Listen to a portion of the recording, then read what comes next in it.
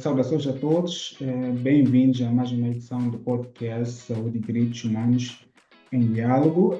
Este é um espaço promovido pelo Centro de Estudos em Direitos Humanos, Saúde e Sociedade, e mensalmente nós temos aqui um convidado, e para esta edição não será diferente. Recebemos aqui no nosso espaço o professor Constâncio Machangwan, assim que é. Ele que é sociólogo, doutorado em Sociologia Econômica e das Organizações, é professor universitário da Universidade Eduardo Mondlane na área de assistência social, é igualmente especialista em participação comunitária e tem uma vasta experiência em consultoria, formação de gestores públicos e em projetos de investigação científica. Portanto, seja bem-vindo, professor Machangwana.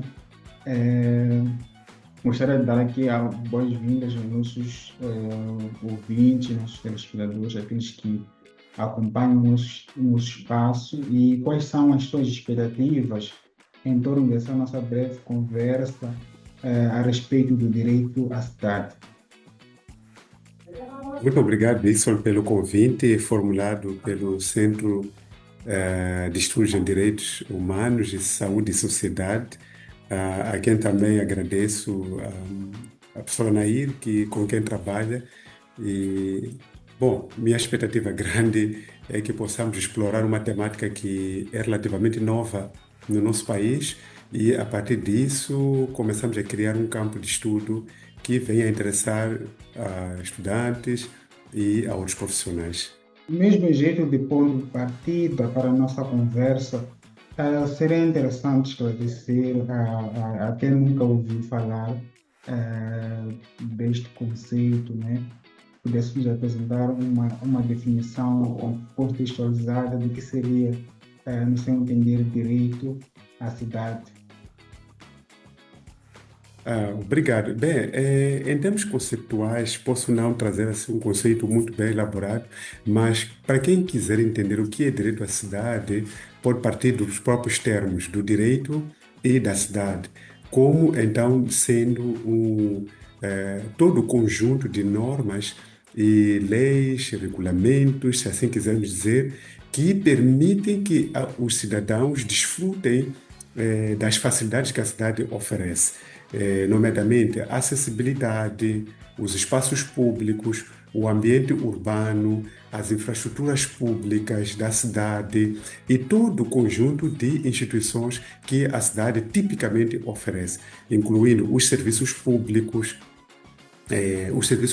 tanto oferecidos pelo Estado, mas também as facilidades sociais, o lazer, a restauração e todo outro conjunto que só as cidades tipicamente oferecem. Portanto, esse seria o direito à cidade, a possibilidade de alguém ter acesso a essas facilidades que a cidade oferece de forma sustentável, de forma adequada e de forma inclusiva. Quando falamos de inclusiva, nos referimos particularmente à possibilidade de qualquer estado social poder aceder a essas facilidades. Refiro-me a pessoas portadoras de deficiência de todos os tipos e não só, mas também a pessoas de estratos sociais diferentes. Portanto, todos têm direito à cidade. Falando mesmo na questão do desenvolvimento sustentável, como é que relaciona o conceito de direito à cidade ao conceito de desenvolvimento sustentável? Será que esses dois conceitos estão entrelaçados ou existem diferenças entre os mesmos? Absolutamente, os dois conceitos são interligados, até porque a promoção do direito à cidade visa assegurar que aqueles que buscam benefícios da cidade possam tê-los de forma sustentável. O que é de forma sustentável? Significa que as pessoas possam ter acesso, por exemplo, a uma infraestrutura pública na cidade, mas que é uma infraestrutura pública que promova e que garanta-lhes saúde, que lhes garanta também comodidade, que lhes garanta bom ambiente, que lhes garanta segurança e lhes garanta também alguma tranquilidade no seu usufruto. Então, há uma relação intrínseca entre o direito à cidade e a promoção da saúde. Estamos a dizer, em outras palavras, que as instituições estão na cidade, as infraestruturas estão na cidade, devem garantir segurança e saúde. Por exemplo, se eu vou à cidade e vou lá procurar restaurantes ou infraestruturas de lazer e diversão, essas infraestruturas devem me garantir segurança. Os espaços onde eu vou me acomodar ou onde eu vou sentar devem me garantir que eu seja seguro e que também me promovo saúde. Estamos a falar de direito à cidade no sentido também de que as infraestruturas da cidade sejam limpas, sejam esverdeadas, sejam bem estruturadas para garantirem que as pessoas não sofram enquanto acedem às facilidades da cidade. No seu entender, que grupos sociais podem ser classificados como os mais marginalizados ao acesso ao direito à cidade? Em primeiro lugar, os grupos mais marginalizados ou mais desfavorecidos são as pessoas com mobilidade reduzida. Refiro-me a pessoas como cadeirantes, ou portadores de outro tipo de deficiência, outro tipo de deficiência, dizia, as mulheres grávidas, as crianças. Aqui estou-me a referir, estou a falar, contextualizando para o caso de Maputo, onde nós estamos. As pessoas portadoras de deficiência, as pessoas enfim, grávidas ou mulheres grávidas, as crianças, os idosos e outras pessoas que têm baixa literacia no sentido de compreender a dinâmica de uma cidade ou a informação que a cidade provê. Por exemplo, pessoas que venham à cidade pela primeira vez e não conseguem distinguir as ruas, os lugares ou a forma como se vive na cidade. Esses são os grupos mais marginalizados. E, portanto, o direito à cidade deve promover a possibilidade ou deve garantir que essas pessoas sejam integradas no círculo da cidade. Isto é, as infraestruturas que elas usam, por exemplo, os deficientes, os passeios devem estar de tal maneira que permitam que não só aquele que não tem deficiência física notória, mas também aqueles que têm deficiência física visível, como um cadeirante ou uma outra pessoa que use outros tipos de apoio, possa caminhar naqueles passeios. Seria então necessário que as infraestruturas da cidade, os lugares da cidade, os ambientes da cidade sejam livres de bloqueios, livres também de entraves, como as bancas, os carros estacionados, as covas que caracterizam os nossos passeios, infelizmente, aqui na cidade de Maputo. Então, esses são os grupos mais marginalizados, as pessoas com mobilidade reduzida. Falando mesmo a respeito das questões das pessoas mais desfavorecidas, é sabido que o professor tem uma sólida experiência em matérias de estudos para a implementação de indústrias no país. Falando concretamente da zona urbana de Moçambique, que impactos para a saúde e qualidade de vida dos indivíduos estes projetos podem ter? Em primeiro lugar, a estruturação urbana deve definir áreas de ocupação industrial e áreas de residências, assim como áreas de lazer e áreas de recreação. Esse é o primeiro ponto. Olha, quando há estruturação urbana, e essa estruturação urbana é respeitada, no sentido de que as autoridades que licenciam a instalação de indústrias e outro tipo de infraestruturas respeitam a estrutura urbana aprovada, a estruturação urbana aprovada.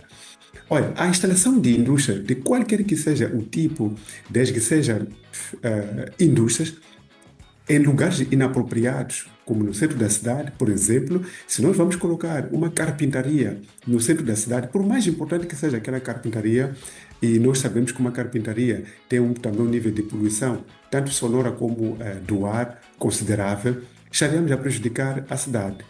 Se vamos instalar, por exemplo, mesmo que seja uma padaria, é necessário que aquela padaria, embora que seja muito importante para a produção do pão, para a alimentação da cidade, que promove a saúde dos cidadinos, esta padaria deve ser equipada com equipamento, passa a redundância, que se adequa à vida da cidade, como, por exemplo, fornos elétricos e não forno a lenha. E idem para qualquer outro tipo de energia. Então, toda a indústria que é instalada dentro da cidade de forma inadequada, que desrespeita a estrutura urbana, a estruturação urbana, ela certamente vai prejudicar a saúde, incluindo quando usar o subsolo, seja para captar água ou para derramar os resíduos através das fossas sépticas que não estão canalizadas para a rede pública, e mesmo quando estão canalizadas para a rede pública, quando isso acontecer, vai prejudicar a saúde. Então, toda a indústria deve ser estruturada, deve ser colocada em lugares apropriados que permitam que o manuseio dos equipamentos, o manuseio das máquinas que estão lá dentro e dos produtos finais que vai emitir e do próprio processo produtivo não prejudique a saúde humana da cidade. Resumindo esta questão, eu diria que a cidade deve ser um lugar onde, durante o dia, embora tenha alguma poluição sonora considerável e aceitável, mas no período fora da atividade laboral, o silêncio reine na cidade. E o manuseio e as deslocações das pessoas não sejam embaraçadas ou constrangidas pela atividade industrial. E a atividade industrial não polua o suficiente para prejudicar a saúde dos cidadãos. Essa é que deve ser a lógica da instalação de indústrias dentro de uma cidade. De contrário, o que teremos serão zonas industriais dentro da cidade, que no final das contas prejudica, como temos visto em vários jornais, sobretudo na Matola, a instalação de indústrias poluentes em zonas urbanas, em zonas residenciais. E isto prejudica claramente a saúde, mas também o crescimento da cidade, é preciso dizer isso, o crescimento da cidade, quando é descontrolado e não estruturado, pode atingir as zonas industriais e as pessoas sofrerem de poluição, seja sonora ou do ar, mas é um lugar onde elas não deviam estar, porque a estruturação urbana não respeitou o que estava definido nos planos. Falando mesmo dessa questão de obedecer os planos, existe a nível territorial uma política nacional de cidades consolidadas, integradas? Eu particularmente fiz parte de um estudo em que nós propunhamos e propunhamos um modelo de cidade que seria ideal para a área metropolitana, por exemplo, de Maputo. Fizemos o que nós chamamos de Plano de Mobilidade Urbana Sustentável, em que definimos como é que a cidade poderia ser, ou como é que poderia estar organizada, o que é que uma cidade deve ter, uma cidade de Maputo deve ter. Vou dar apenas dois exemplos. Uma das propostas que nós colocamos ali é que a cidade de Maputo, no seu crescimento, que é incontrolável agora e é impossível, é imparável, se eu posso usar essa expressão, a cidade de Maputo não deve permitir a entrada massiva, por exemplo, de viaturas, mais do que já tem. E também não deve permitir, neste momento agora, não deve permitir que as motorizadas invadam a cidade e sejam um dos meios de transporte, até porque tem sido um dos meios de transporte mais usados nos últimos tempos em muitas cidades moçambicanas. Então, estas iniciativas, essas propostas de evitar que a cidade seja impossível de viver, devem ser consideradas nos planos. Então, eu acredito que é possível termos uma cidade que acolha tanto os cidadãos como também previne um caos no futuro em termos de vida, de qualidade de vida dentro da cidade. Espero não ter me perdido na sua pergunta. Sim, resumindo, não existe, não temos uma política legal Neste momento não há uma política. O que existe são planos de estrutura. Plano de estrutura é um documento que define onde devem estar as habitações. No entanto, mesmo esses planos de estrutura ou de pormenor que possam ser feitos em cada bairro, em cada região, não são integralmente respeitados. Repare que a cidade de Maputo cresceu de forma descontrolada ao longo de muitos anos. e foram sendo abertos por causa e por influência da Guerra dos 16 anos, foram sendo abertos bairros de expansão sem a menor estruturação. E não houve nenhuma política que orientasse, desculpa, a estruturação urbana. Não houve nenhuma política. E o crescimento da população foi também acontecendo sem nenhuma orientação das zonas habitacionais ou industriais. Então, neste momento não existe uma política que seja clara, que defina de forma clara como a estruturação urbana deve acontecer. Vão acontecer alguns planos setoriais de algumas áreas, mas não, do modo geral, que sejam respeitadas efetivamente. Certo? No entanto, falando mesmo a respeito dos Objetivos de Desenvolvimento Sustentável ou da Agenda 2030 que está em vigor, estamos já há menos de 5 anos ou há 5 anos do ano 2030. E um dos Objetivos de Desenvolvimento Sustentável, nesse caso o objetivo número 11, que visa tornar as cidades e os assentamentos humanos inclusivos, seguros, resilientes e sustentáveis. Acho que esse objetivo resume muito bem a questão do direito à cidade em termos dos 17 Objetivos de Desenvolvimento Sustentável. No seu entender, considera este objetivo ainda alcançável para Moçambique? Ou que desafios persistem no Em território 5 anos não nacional? é, em 5 anos não é possível alcançar este objetivo, mas eu posso dizer que existem várias iniciativas, eh, iniciativas, feliz ou infelizmente, que não são diretamente das autoridades públicas, mas são iniciativas de organizações internacionais, ONGs, que operam no país, no caso aqui de Moçambique, que estão a ajudar os municípios a tornar as cidades mais inclusivas, resilientes e sustentáveis. São iniciativas que dependem de financiamentos externos e, como deve imaginar, uma iniciativa que depende de financiamento externo não vai ser abrangente, não vai ser para toda a cidade, vai ser para uma zona e é com base naquela zona para mostrar ao município ou ao governo provincial que é possível replicar esta iniciativa para toda a região, para todo o país ou para toda a cidade. Não é possível em 5 anos alcançarmos este objetivo. As cidades continuam a crescer de forma desordenada. O modelo de ocupação de terra para a habitação, tanto que são os assentamentos, não é ainda adequado ou não inspira confiança para dizermos que algum dia, em tão pouco tempo, vamos conseguir uma cidade mais inclusiva.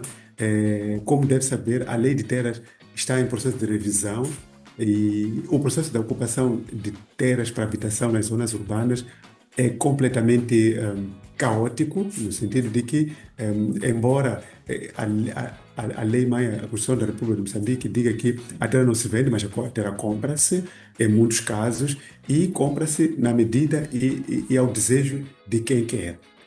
Algumas zonas que não deviam ter sido compradas são compradas, áreas de concentração ou áreas de inundação são adquiridas, como deve saber, na zona do Ulene, aqui na cidade de Maputo.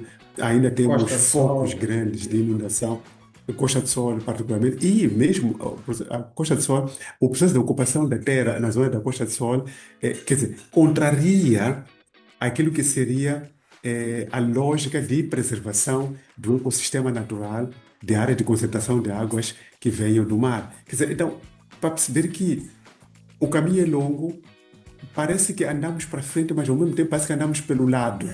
Quer dizer, contornamos as situações. E não queria até falar mal, mas há áreas que são reservadas para a construção de habitações em massa, mas que não são adequadas, não só no lado da Costa do Sol, porque ali é próximo à cidade e o interesse de todos, as barreiras aqui da marginal ali, quer dizer, foram sendo ocupadas, mas não só, mas mesmo quando nós vamos às zonas de expansão, vamos encontrar situações em que.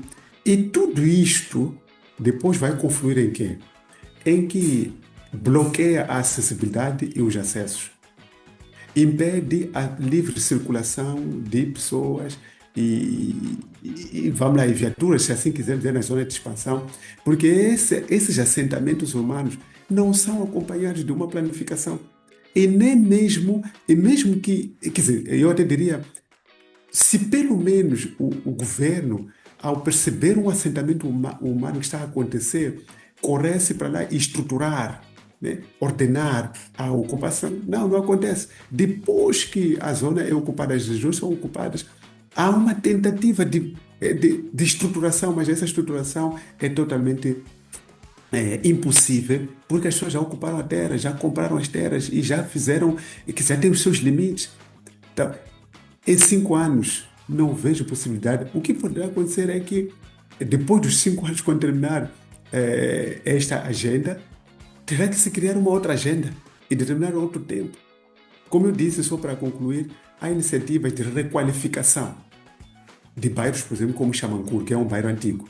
Mas daqui a pouco vamos requalificar bairros novos, o que não devia acontecer. Não era necessário requalificar um bairro como Intaca, por exemplo, porque o bairro é novo.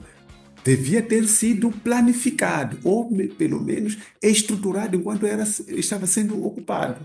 E isso não aconteceu.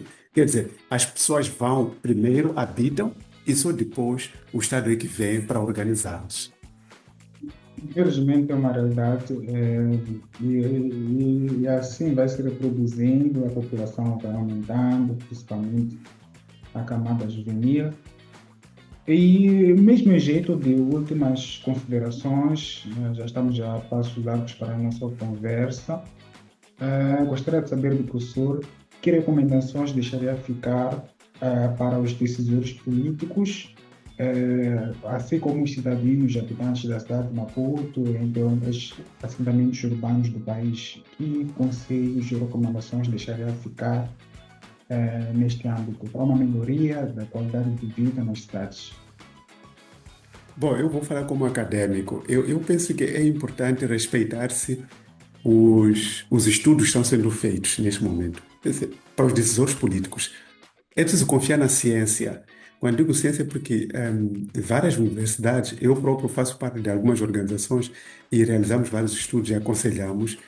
E é preciso procurar o suporte dessas instituições, das universidades, para melhor elaborar os planos de estrutura e perceber melhor por que as pessoas preferem habitar numa zona e não noutra zona. Eu mesmo falaria sobre os transportes. Às pessoas, aos cidadãos, de um modo geral, eu aconselharia, embora se puderem ouvir, eu aconselharia que é necessário que o processo da ocupação de terra seja antecedido de uma verificação muito boa e muito mesmo assertiva, para evitar-se adquirir espaços ou ocupar espaços que são típicos de inundação.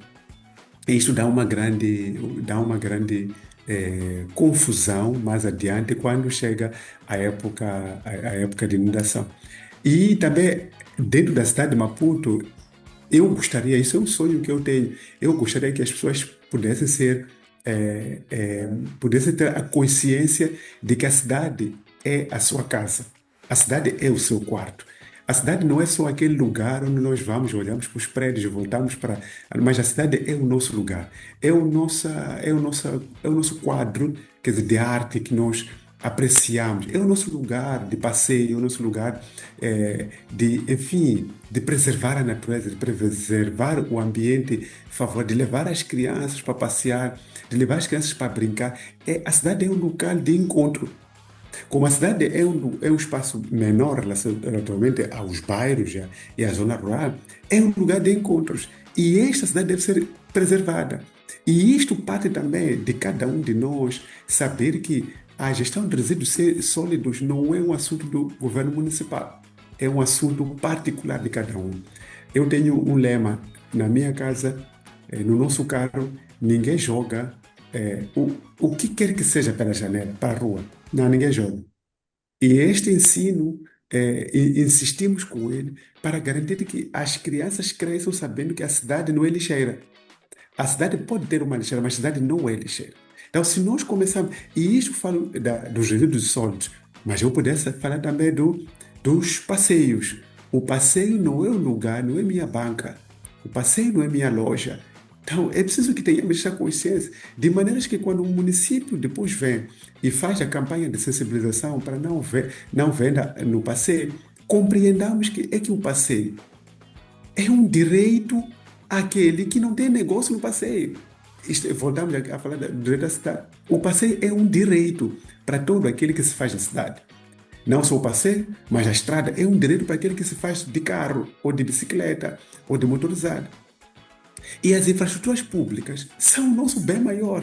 Se nós não as preservarmos, então quem fica prejudicado somos nós. Amanhã, porque vamos precisar e não vamos tê-las. E, por fim, as áreas, os espaços verdes da cidade não são urinórios, como muitas vezes temos estado, infelizmente, a fazer. São espaços de lazer para todos nós. Não deviam ser vedados os espaços verdes por causa do comportamento que nós temos. Pelo contrário, deviam ser deixados abertos. Há uma iniciativa que está a acontecer agora de recriação de espaços verdes ao longo de alguns passeios na cidade. Isso é uma iniciativa fantástica de requalificação da cidade. Então, isso é o que eu puder dizer em jeito de recomendação para todos nós. Cuidemos da cidade, porque a cidade é nossa e dos nossos filhos, dos nossos netos para a frente. Cuidemos da cidade é o lema que nossa pessoa precisa ficar aqui. E para si, caro ouvinte, que nos ouviu mais uma vez nessa edição do podcast sobre Direitos Humanos em Diálogo, assim fizemos mais uma edição. Tivemos como convidado o professor Machanguana, ele que falou-nos do direito à cidade e a sua relação com a saúde e os direitos humanos. E agora vamos prosseguir para mais uma edição do podcast Saúde e Direitos Humanos em Diálogo.